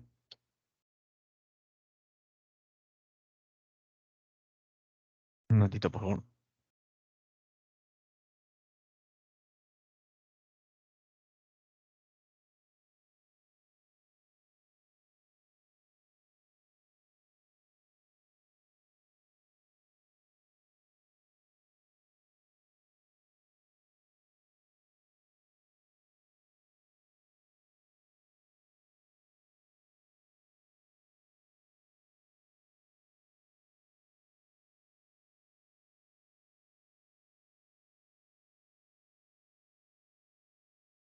Bien, disculpen la interrupción. Bueno, continuando, estamos hablando de la estadística inferencial. Entonces, la segunda parte de la estadística que nos proporciona, obviamente, lo que son los métodos de muestreo más adecuados, como les acabo de mencionar. El otro método puede ser probabilístico si tenemos una población bastante grande, ¿no? Por ejemplo, cuando se hace estudios poblacionales. Por ejemplo, en el caso de que hicimos nosotros el último trabajo de investigación que hicimos un estudio sobre la importancia del planeamiento estratégico en el desarrollo de las agencias de viaje turísticas, ¿no? Entonces hicimos nuestra presentación ahí. Hicimos un muestreo de acuerdo a unas estadísticas que proporcionaba un autor, más o menos una cantidad, no me acuerdo exactamente, pero pasaban de los mil y tantos. Usamos un muestreo probabilístico, una fórmula para hallar el tamaño de muestra, ¿no? Cuando se conocía la población. Entonces, en este caso, para hacer un muestreo probabilístico se necesita tener el tamaño de la población, unas poblaciones grandes, y se puede hacer un tipo de muestreo aleatorio o puede ser estratificado. Dependerá del tipo de población. Por eso que ahora vamos a ver las características de una población, el concepto de población para poder entender estos temas, ¿no? Ahora, el otro tema dentro de la estadística inferencial es las pruebas de hipótesis. Solo para adelantarle, las pruebas de hipótesis ya serían el tema un poquito más avanzado porque lo que hay que hacer en los trabajos de tesis es probar sus hipótesis, ¿no? Entonces, la prueba de hipótesis lo que hace es probar algunas hipótesis sobre algunos parámetros. Los parámetros estadísticos, por ejemplo, la media poblacional, la mediana, el desvío estándar, que sí, son parámetros estadísticos que se utilizan, ¿no? Y los cuales se hace una prueba de hipótesis, si esos parámetros tienen cierto valor o no, ¿no? Entonces, también se puede poner hipótesis de relación. ¿Qué relación hay, por ejemplo, entre el clima laboral y el rendimiento del trabajador? Entonces hay una relación directa.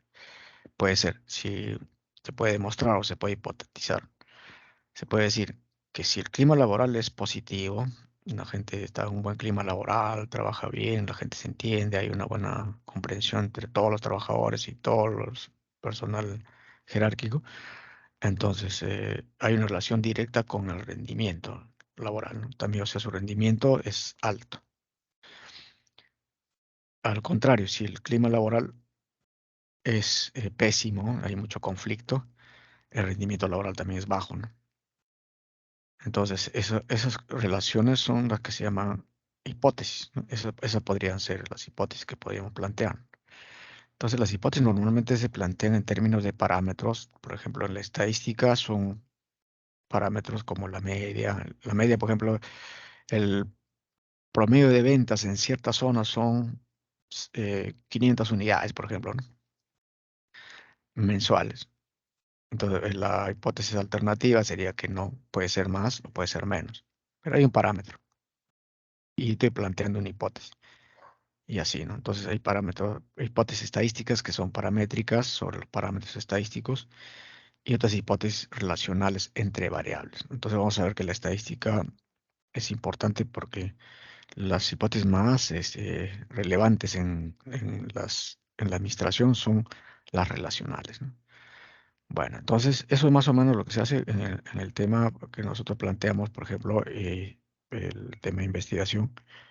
Encontramos que si la planificación estratégica es mejor, se mejora, también obviamente el desarrollo de la empresa en términos de ingresos mejora, ¿no? También. Pero si la planificación es pésima, no hay planificación, la planificación no se utiliza, también el resultado del desarrollo de la empresa decrece, sus ingresos también decrecen. O sea, no se puede trabajar, como se dice, así de manera anárquica, ¿no? Sino se necesita un plan, ¿no? Y vamos a entender que en la administración también, si no se trabaja con un plan, se trabaja, como se dice, como sea a la criolla, los resultados también van a ser malos, ¿no? Entonces, he ahí la importancia de la estadística, ¿no? Para el tema de las hipótesis. Bien, entonces, en caso de la inferencia estadística, significa generalizar lo que sucede con la muestra y para toda la población. Entonces, estos son conceptos, obviamente, los vamos a seguir reforzando, obviamente, con el- los temas que vamos a ver ahora como conceptos, ¿no? Pero lo que acabo de hacer es prácticamente una aclaración de que hay una definición general de estadística, ¿no? Y dos ramas de la estadística que son secuenciales, ¿no? O sea, la una es continuación de la otra. Y esto es demostrable porque cuando ustedes hagan la tesis, en la parte de resultados van a presentar resultados, la estadística descriptiva, o sea, sus tablas, sus gráficos. Perdón. Y también la parte la, de la tesis van a colocar también por ahí hipótesis, ¿no? También les menciono que debe haber cierta normatividad para que el alumno, por ejemplo, haga una tesina usando estadística descriptiva, mínimamente, ¿no? Y el que va a hacer una tesis ya de grado debe hacer haciendo por ahí hipótesis, ¿no? O sea, eso ya depende de la autoridad que está a cargo de la oficina respectiva para ver cuáles son las características para aceptar una tesis de bachiller o una tesis de grado. Entonces, en ese caso, de todas maneras, van ustedes a entender que mm, bien difícil que puedan trabajar con toda la población, por ejemplo, con toda la población que ustedes han definido como objeto de estudio, y obviamente que de ahí van a revisar algunas variables que van a estudiar. Lo que van a hacer es el uso de muestras, ¿no? Y van a tener que explicar ustedes qué tipo de muestreo han utilizado para que puedan explicar de dónde han obtenido sus resultados, ¿no? Y cómo han hecho su prueba de hipótesis de acuerdo a la muestra que han utilizado, ¿no? Entonces, el tema de la estadística está vigente tanto en la parte metodológica de la tesis, incluso en el planteamiento de las hipótesis, ¿no? Y además, todavía yo podría ir un poquito más allá, que la estadística les ayude incluso a plantear su tema de tesis. Entonces, voy a ser un poquito enfático en eso porque cuando los alumnos, yo, bueno, asesoro varias tesis, mm, tengo más o menos un buen número de tesis asesoradas, entonces ahí los alumnos a veces tienen problemas para definir el título de su tesis, ¿no? En la primera parte de la tesis es saber plantear bien el título, ¿no? Y no es cualquier título. Incluso hay ciertas exigencias que no debe exceder más de 20 palabras, ¿no? Y deben contener las dos variables, la variable dependiente e independiente, entonces es todo un tema, ¿no? Obviamente la estadística está vigente en el alumno. Si no conoce bien la estadística, le va a ser difícil entender cómo va a usar sus variables para definir su título. Y después en la parte de prehipótesis, tiene que hacer una prehipótesis estadística, no hay otra forma de validar. Y luego tiene que ver qué muestreo va a utilizar. Y en la última parte, que es el capítulo 4 de la tesis o la tesina, pueden revisar ustedes si quieren el esquema de la tesina que van a presentar en el reglamento de grados y títulos de la universidad. Ahí van a ver ustedes que en la parte de resultados tienen que presentar la evidencia estadística y la prueba hipótesis tiene que ser estadística. Consecuencia, todos sus resultados, su trabajo de investigación requieren el uso de la estadística. Obviamente que no van a hacer una tesis estadística, sino aplicar la estadística a la ejecución de su tesis. Entonces quiere decir que la estadística es aplicativa, ¿no? Aparte de tener su marco teórico, como vamos a ver ahora, tiene su práctica, tiene su aplicación. Entonces quiere decir que el alumno que domine la estadística a cierto nivel tiene una gran ventaja competitiva respecto a otro alumno que no lo domina. Entonces, esa es la diferencia. Ustedes le hablan de bastante de ventajas competitivas o comparativas. Las comparativas aparecen por sí solas. En cambio, las competitivas se aprenden, se desarrollan, ¿no? Por ejemplo, el saber manejar bien la estadística para hacer sus trabajos de investigación es una ventaja competitiva respecto de otro compañero que no lo sabe hacer, ¿no? Usar la informática, conocer Excel, conocer SPS, manejar programas, graficadores, cualquier programa, es una ventaja competitiva de un alumno versus otro que no lo tiene. Entonces, los alumnos que van adquiriendo más ventajas competitivas sobre otros son los que al final obtienen también mejores trabajos, ¿no? Porque en estos tiempos ya no es solo el tema de si yo tengo un grado, un título, ¿no? Sino cómo demuestras que sabes, ¿no? En la empresa no te van a pedir. Las empresas, por ejemplo, se caracterizan porque piden gente que sabe, que tiene alguna ventaja competitiva, ¿no? Incluso buscan alumnos que son proactivos, ¿no? Que sepan muchas cosas, ¿no? Aparte de saber estadística, que ya en sí es una ventaja, el alumno va a poder resolver muchos problemas, ¿no? Y enfrentar el mercado laboral también con mejores condiciones.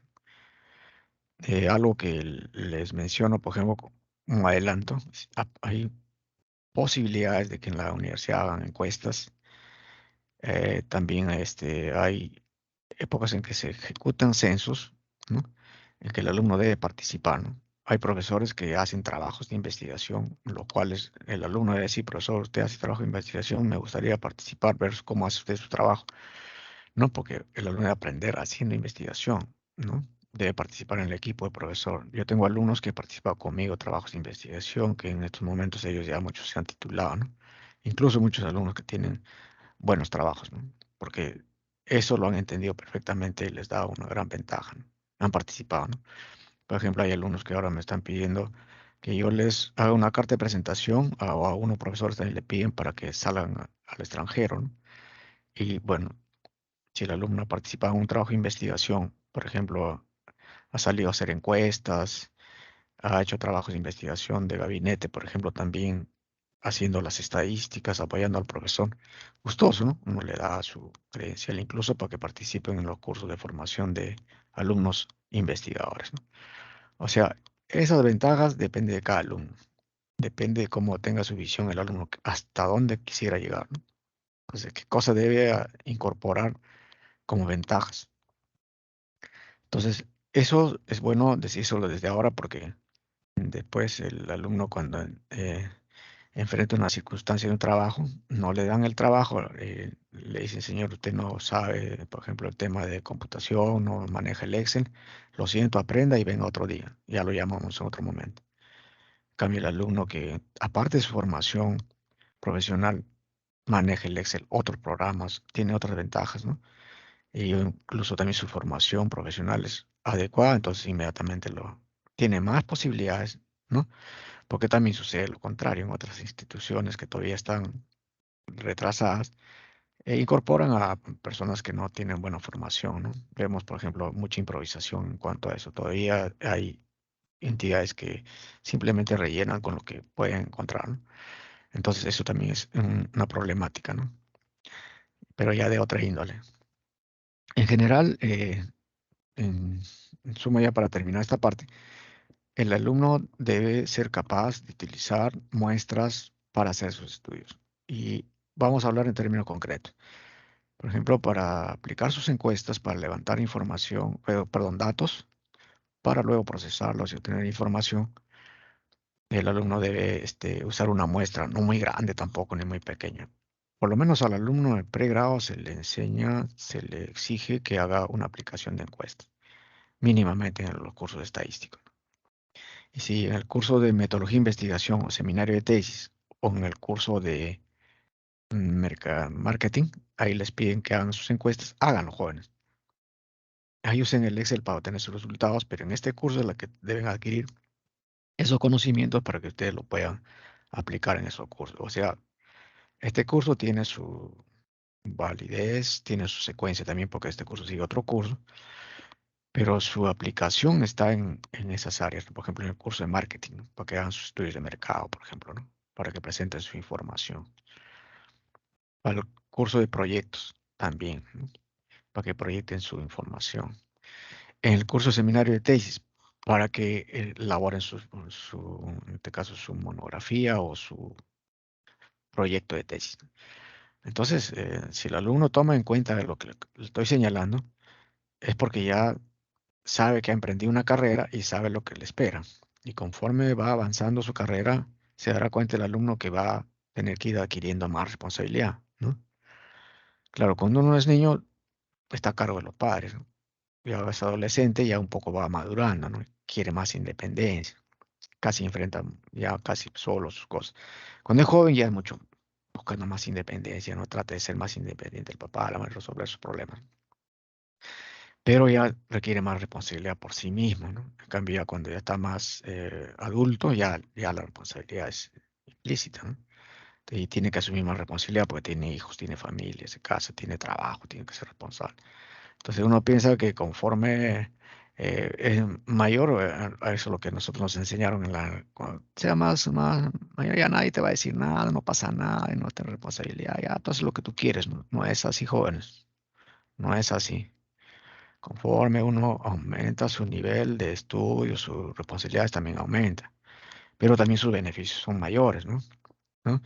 Obviamente tienen mayor probabilidad de conseguir lo que ustedes quieren, ¿no? Pero obviamente es con bastante trabajo, bastante estudio, no es así nomás, ¿no? Bueno, hay otras formas también de hacerse millonario, ¿no? Claro, pero esta es la forma de obtener lo que uno quiere, obviamente, pero no hay que estudiar por estudiar. O sea, esto lo tienen que aprender porque lo necesitan. Bien, jóvenes, pasando a otro tema. Ya esto, en esta diapositiva pueden encontrar ustedes de que eh, la estadística no es tan importante en algunos segmentos de la población porque algunos prefieren ver o ver películas que son muy ficticias, obviamente ciencia ficción también parte, pero más prefieren pensar que, de acuerdo a este autor, Murdoch, señala que en su revista, ¿no? En investigaciones, revistas de investigación y conceptos guía, dice que es el poder de la estadística no es entendido, mientras estamos hablando del poder del uso de la estadística. Bueno, la mayoría de las personas, si no más, creen en un plativo de valores, que es un intervalo de confianza de personas que ven televisión a las 10 p.m. basados en una muestra de 1300. Vean lo importante que es un intervalo de confianza. Bueno, le digo más o menos entre qué horas y horas ven más televisión. Esa es una pregunta bastante interesante. Jóvenes, en qué horario ven más televisión? Entonces, vamos a ver en qué intervalo de tiempo ven más televisión. Entonces, en qué intervalo de tiempo están más en la computadora los alumnos, por ejemplo, ¿no? Usando su computadora, ¿no? O qué intervalo de tiempo están dedicados al estudio, por ejemplo, ¿no? Entonces, hay que encontrar intervalos entre 0 a 5 horas, por ejemplo. O puede ser entre 1 a 3 horas. O puede ser intervalos así. Entonces, en esos rangos se puede clasificar a los alumnos, ¿no? Una cantidad de alumnos en cada rango. Esos intervalos, a eso se refiere, pero en este caso a la empresa le interesa saber en qué intervalo de tiempo ven más las amas de casa televisión. ¿Por qué razón? Porque es ahora hacen propaganda de sus productos, ¿no? Es ahora por minuto la empresa televisiva cobra una gran cantidad de dinero, ¿no? Por pasar ese tipo de publicidad, ¿no? Entonces, no es así nomás, o sea, al hacer los estudios para preguntar a las amas de casa en qué horario ven más, hay algunos sistemas ahora que han aparecido a través de la misma televisión, ¿no? Hay aparatos especiales que miden eso, pero también se puede hacer estudios de encuestas, ¿no? Bien, ¿en qué se utiliza la estadística? Bueno, es amplísimo el campo del uso de la estadística, como ya le señalé, investigación de mercados, en este tema de la opinión pública, ¿no? ¿De qué es la opinión pública? Lo importante sería un poco la ética en la información de parte de de los medios de comunicación en nuestro país, ¿no?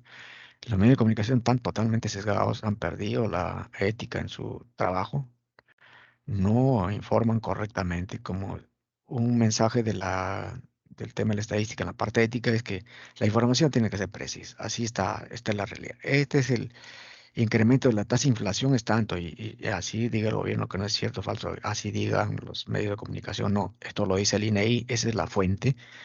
Esta es la fuente más oficial, más válida, que dice que tanto el INEI no saca hasta ahora ningún indicador, ni el Ministerio de Economía y Finanzas, o las entidades que deben sacar estos indicadores, ¿no? Para tener una opinión real, o sea, la fuente, ¿no? Entonces, la opinión pública está totalmente tergiversada en nuestro país. Se ha sesgado tanto de que ya nadie cree a nadie, ¿no? Incluso hay gente también que cree cualquier cosa. Entonces, eso también es malo, ¿no? Entonces, como no hay información oficial, información válida, información no sesgada, porque también la oficial podría ser sesgada. Ojo, y ha habido años en algunos gobiernos donde sacaban las estadísticas que eran la maravilla, ¿no? De que los ingresos reales habían crecido, pero era totalmente falso, ¿no? Había crecido de cierto sector, pero no de toda la población, ¿no? Entonces hay que también señalar con precisión a qué se refieren. Entonces, la opinión pública se puede distorsionar y es bueno que se maneje una opinión pública favorable porque también genera toda una incertidumbre, como hemos visto ya ante la incertidumbre hasta la empresa puede fracasar, ¿no? Entonces la empresa también tiene que guiarse con información válida, ¿no? Por eso que hay una característica importante, la empresa usa estadísticas reales, ¿no? Usa información real, lo más real posible. O sea, donde más se ha evolucionado, obviamente es la estadística es en el campo de la empresa, ¿no? Ahí en las empresas modernas, nacionales, extranjeras, la estadística es así fría, completamente fría. No hay manipulación, salvo con ciertos intereses externos. En la ingeniería también, en el control de calidad es la última vertiente, en la calidad, ¿no? Es importante, eso ya lo vamos a ver en otro momento. En la auditoría que tiene diferentes campos, hay la auditoría integral, la auditoría administrativa, auditoría financiera, auditoría de sistemas, mm, una gran cantidad de campos donde se aplica la auditoría. Hay un curso interesante que le dictan a los alumnos de contabilidad que es auditoría financiera basada en base de datos. Y elaborar base de datos es bastante complicado. Entonces, no hay base de datos. Entonces, como no hay, no se puede aplicar ese método. Hay que crear las bases de datos y crear la base de datos que requiere bastante tiempo. Es como crear estadísticas, o como lo que hace el INEI, ¿no? Entonces, en el campo de la informática también hay bastante retraso, ¿no? Vean ustedes la cantidad de estadísticas que manejan otros países. Por eso es la diferencia entre otros países más desarrollados como el nuestro, es que la estadística en esos países es estadística confiable, no estadística válida, ¿no? Permite usar mejor esa estadística para tomar decisiones y hacer trabajos de investigación. O sea, hay una buena producción de estadística. En nuestro país todavía falta eso, ¿no? Estudio de tendencia, pronósticos en la administración, en la economía, en la medicina de vida diaria. Bien, entonces eso lo vamos a ver en la administración. Quizás en otro momento expliquemos más en estos campos, ¿no? Con unos ejemplos, algunos casos. Y para enfrentar algunos temas más modernos, esto es una acotación que le hago a la delegada para que ella forme grupos de más o menos, son más o menos casi 40 alumnos, más o menos unos 6 o 7 grupos, ¿no? De máximo 7 alumnos. Eh, Acá hay cuántos temas. 1, 2, 3, 4, 5, 6, 7, 8. Hasta aquí. Estas dos últimas lo voy a trabajar yo. Aunque en cierta medida voy a trabajar, por ejemplo, el tema de histogramas, ¿no? Pero el grupo va a hacer las aplicaciones. Para trabajar el diagrama de Pareto también se necesita trabajar los histogramas histográficos, ¿no? En base a datos. Incluso para trabajar estas herramientas que sirven para el control de calidad que se aplican en la empresa, te pueden revisar el libro de Hitoshi Kume, el libro también de Kaori Ishikawa, que es un autor excelente sobre los círculos de calidad en la administración, ¿no? Para que vayan leyendo ese librito, interesante, ¿no? Kaori Ishikawa fue uno de los precursores de la revolución industrial en Japón. Aplicó los conceptos de cero defectos, Ishikawa. Incluso es uno de los precursores de la teoría del error, ¿no? Entonces, porque lo que se trata es de evitar el error, las fuentes de error, ¿no? Entonces, error cero significa, de acuerdo a Deming, calidad total. Entonces, Ishikawa fue uno de los gestores de la aplicación. Los japoneses tienen una característica quizás cultural importante, de que ellos aman mucho la perfección. Tienden a ser perfeccionistas, de tratar de que sus actividades tengan cero defectos, ¿no? Y eso les ha permitido ser una de las culturas bastante avanzadas, ¿no? Bueno, tienen otro tipo de, obviamente, depende de observaciones en otros aspectos, pero en términos sociales, en términos culturales, tienen algunos aportes significativos a la administración, por ejemplo, la teoría Z, ¿no? Este tipo de herramientas que se han elaborado en Japón, Kaori Ishikawa, por ejemplo, el famoso diagrama de causa y efecto, tiene sus seguidores como Hitoshi Kume, por ejemplo, que son obviamente ingenieros, pero enseñan la estadística. y- Entonces, o enseñaron porque Kaori Ishikawa ya falleció. Él, en términos de administración, ha proporcionado un documento importante que sería bueno que lo lean. Es los círculos de calidad. ¿Cómo se forma círculo de calidad? Por ejemplo, él señala cómo formar un círculo de calidad. O sea, no se puede formar un equipo o un círculo de calidad con cualquier tipo de persona. Eso sería bueno explicar a nivel gubernamental, ¿no? Cómo formar ministros de calidad, ¿no? Por ejemplo, círculos de calidad. ¿Cómo? O sea, ¿cómo seleccionarlos? Entonces, una de las prácticas que tiene la empresa es, por ejemplo, la empresa tiene una base de datos interna y externa. En la interna tiene todos sus trabajadores con sus características, sus méritos, deméritos, etcétera, etcétera. Cuando quieren poner a alguien en un cargo, la empresa japonesa, estoy refiriéndome, ¿qué hacen? Ellos revisan en su base de datos qué trabajador, qué empleado, qué funcionario tiene esas características y lo colocan en el cargo.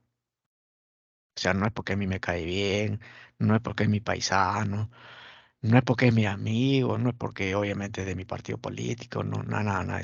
En la empresa es así. El que tiene el perfil, ahí lo pone, fríamente, ¿no? Y si ese señor hace observaciones, críticas, mejoras, le dan todas las facilidades para que lo haga, ¿no? Siempre manteniendo, obviamente, los objetivos de la empresa. Entonces, estos temas, 8 temas, son para 8 grupos, ¿no? Bueno, para que puedan exponer como trabajo final. Este será el trabajo final. Se sortean el diagrama de Pareto, el diagrama de causa-efecto Ishikawa, hoja de registro, el diagrama de control, el diagrama de dispersión, base de datos, estadísticas, histogramas y hasta el teorema de Bayes, ¿no? Entonces, con lo que yo desarrolle en el curso, ustedes van a poder entender estos temas. Mientras tanto, les voy adelantando que pueden revisar en el sílabus el libro de Hitoshi Kume. Se escribe así, Hitoshi Kume, con H, Hitoshi Kume, con K, ¿no? Él es el discípulo de Kaoru Ishikawa. Entonces vamos a tomar bibliografías no solamente de los bibliografía inglesa, ¿no? Norteamericana, ¿no? Francés, sino también bibliografía de algunos artículos de investigación de otros países, ¿no? Hay artículos que están colocados en la plataforma, ya pueden revisar ustedes la semana 3 y 4, Entonces ahí tienen que ir adelantándose, revisar el material que está ahí, porque ahí sí ya viene el tema de producción de datos, ¿no? Ahí está el tema de variables, se pueden ir revisando, y también hay un artículo que pueden ir leyendo. Al que desea formarse, bueno, tiene que leer bastante, ¿no? Bueno, en este caso vamos a limitar a los temas puntuales para que tampoco no se genere mucha dispersión. Bueno, entonces esta tarea queda para la delegada para que primero forme los grupos, me envíe la versión de grupos, después ya ella sortea los temas y cada grupo hará su informe final. Esa será la tarea última, ¿no? La última tarea del curso. Bueno, jóvenes, entonces para terminar el día de Profesor, hoy, disculpe. sí, ahorita adelante, dígame. Sí, yo ya había formado los grupos, les dije a mis compañeros, y son 6 grupos en total. Son 3 grupos de 6 integrantes y 3 grupos de 7 integrantes. ¿Estaría bien así? O sea, 6 grupos nomás, pues Sí, son son casi, 6 grupos. pues son como 40 alumnos, Sí, somos 39 en total y salieron 6 grupos, perdón, 3 grupos de 6 y 3 grupos de 7. pero hay 3 alumnos que quedan en el vacío, No, sí, considerando a ellos. ¿sí? Ah, ya, si Ujú, es así, bueno, ya, pues entonces de ahí priorizaremos los temas, entonces vamos a claro. regresar. Bueno, en todo caso yo quedaríamos en 6, ¿no? Ujú, Ya no trabajarían histogramas y teorema de Bayes, los dos últimos, ¿ya? Trabajarían mm, los 6 primeros y para los 6 grupos, ¿está bien? ya Ya, está yo bien. voy a trabajar histogramas, aplicaciones, teorema de Bayes y toda esta distribución, porque es parte del curso. Ya con eso pueden ustedes trabajar estos temas, ¿ya? Con tiempo, acuérdense que el material hay, vayan revisando en internet, vayan revisando también los libros. Y si quieren información, yo les puedo proporcionar. Primero me dicen qué cosa han encontrado. Y si no encuentran, me dicen, profesor, ¿podría proporcionarme información? Yo les puedo dar la información, no hay problema, ¿no? La idea es que ustedes en estos temas van a hacer se van, van a aplicar el autoaprendizaje. Ustedes mismos van a aprender qué, qué es este tema. O sea, van a ser especialistas en estos temas, en cierta manera. Entonces, van a trabajar la parte de antecedentes, el aspecto teórico, práctico y la aplicación, ¿no? de cada uno de estos temas. Entonces, en cierta medida se van a convertir en especialistas, pues, en estos temas, ¿no? Entonces, ya la cita delegada se encargará de sortear los 6 temas y yo me encargaré de los restos. Entonces, estas son las herramientas más importantes también y coinciden justamente con lo que está en el libro de Hitoshi Kuma. Por si acaso, noten bien, el libro de Hitoshi Kuma, ahí está el diagrama de Pareto, está el diagrama de causa-efecto, está la hoja de registro, el diagrama control XRP, el diagrama de dispersión también está. Lo que no está es la base de datos, ¿no? Eso no está. Esto lo vamos a trabajar conmigo un poco para que ustedes después profundicen. Bien, jóvenes. Entonces, para terminar el día de hoy, para reiterarles que en la estadística, un poco de manera anecdótica, Sherlock Holmes le dice a su asistente Watson, ¿no? Dice, si bien el individuo es un enigma insoluble, cuando se suma a otro se convierte en una certeza matemática. O sea, que quiere decir que se puede predecir lo que va a hacer. Nunca se puede predecir lo que un hombre hará, pero siempre se puede pronosticar con precisión, en realidad con cierta precisión, porque no hay probabilidad también de falla. Pero acá lo que dice Sherlock Holmes, de acuerdo obviamente a lo que él hacía con precisión, las acciones de un número medio de hombres. Los individuos varían, pero los porcentajes y los promedios permanecen constantes. O sea, es mucho más fácil predecir con más certeza y más probabilidad el comportamiento de un grupo homogéneo, porque cuando es heterogéneo también, salvo que sea un tema transversal, se puede predecir el comportamiento. Pero ante un mismo tema, un grupo de niños responde de una manera diferente, un grupo de jóvenes responde de otra manera diferente, ¿no? Obviamente, pero el tema es transversal. Por ejemplo, se ha demostrado que el tema de la enfermedad del COVID, por ejemplo, ataca muy poco a los niños, muy poco a los jóvenes, pero a los adultos y ancianos sí en un mayor porcentaje. Y ustedes pueden ver las estadísticas, la cantidad de mortalidad que ha causado en edades de 45 para adelante, ¿no? 50 años para arriba. Entonces, casi todos sus profesores, la mayor parte de sus profesores, ustedes tienen esa edad. y sus temas de prevalencia, por ejemplo, de enfermedades de la presión, o sea, de enfermedades de riesgo. Por ejemplo, tienen diabetes, tienen enfermedad, todas las enfermedades empiezan a partir de los 50 años, ¿no? Entonces, es bien difícil que sus profesores regresen, por eso que no hemos regresado a la clase, porque si se tratase de los alumnos, si sus profesores fueran jóvenes, por ejemplo, de 30, 50 años, rato que hubiésemos vuelto a clases ya, ¿no? Entonces, esas son una de las razones, el estudio de los grupos. No, porque, bueno, yo soy joven, pero tengo 38 años, soy profesor y que regresen todos, no puedo tomar esa decisión. Creo que me dejo entender, pero es un tema, un caso muy particular. Este caso también de Sherlock Holmes. ¿Quién fue Sherlock Holmes? Sherlock Holmes fue un detective, ¿no? Un detective francés, ¿no? Que resolvió los casos más difíciles obviamente, de criminalidad en el.